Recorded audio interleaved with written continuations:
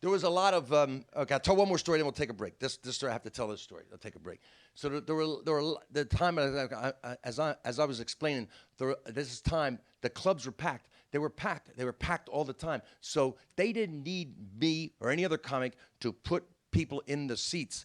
They needed us to send them out with a good vibe, to send them out talking about the club. And so the club owners wanted us to do long shows because they sold a lot of liquor, and they wanted us to be as funny as possible. So they gave us any drugs you wanted. My buddy used to joke, they would give you all the drugs you wanted, but if you asked for a sandwich, they go, half price. So there was really no promotional deal, but the biggest stars back then were the guys who sold the most drinks. There was a guy named Ollie Joe Prater. There was a guy named John Fox. These were road dogs, and they sold a lot of liquor because they drank on stage. Now, I wouldn't drink on stage at the end of my act because I kind of knew if I did, wheels might come off. So these guys sold liquor.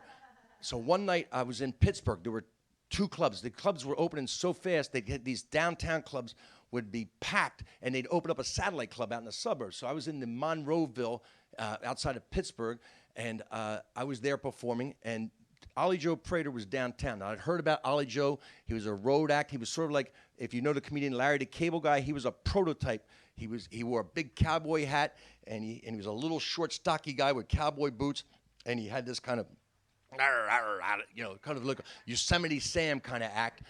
And Ollie Joe was free with other people's material. There's an old joke going around that if Ollie Joe, if he buys you a beer, that means he did one of your jokes. If he shared a joint with you, that means he did a couple of jokes. If he gave you a line of cocaine, you just played Cleveland. Right? But I wanted to see Ollie Joe because he was one of these guys I'd heard about in the road, and you didn't always get to see people. I'd never worked with him before. So I only had 2 shows on Saturday night. The downtown club had 3 shows. So I was coming downtown to party with the owners anyway.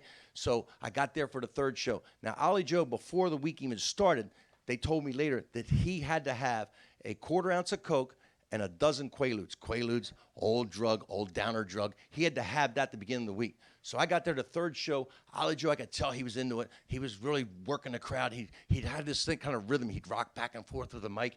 And at one point, his nose started to bleed. Now, he had a beard, and he could feel, I'm sure he could feel it, but he didn't know what was going on. He just felt like probably some condensation coming down. And he started wiping it with his sleeve, and he had a white shirt. Now he's getting a red streak starting to happen, And the crowd from the ringsiders on back started to see this blood on his. They had not seen a lot of comedy shows, but they knew blood was not integral. That generally speaking, comedy was not needed. Blood was not part of it. So they start reacting. They start going, oh. And Ollie Joe then realizes he's bleeding, and he looks at the blood, and he looks at the crowd and goes, "What, you fuckers don't party?" And he gave one more. He picks up a shot, and he goes, "Come on now, let's go. One more shot." And he takes his shot, and here's where the alcohol and the Quaaludes overpowered the cocaine. Because Ollie Joe went back, and he didn't come forward. He kept going back. And he crashed back, man. He just crashed back, and he still had the mic in his hand, and he was still talking. And all you could see was the bottom of his cowboy boots, right? And the club owner comes over and he goes, "You got to close the show, man. Finish the show. We got to get him out of here."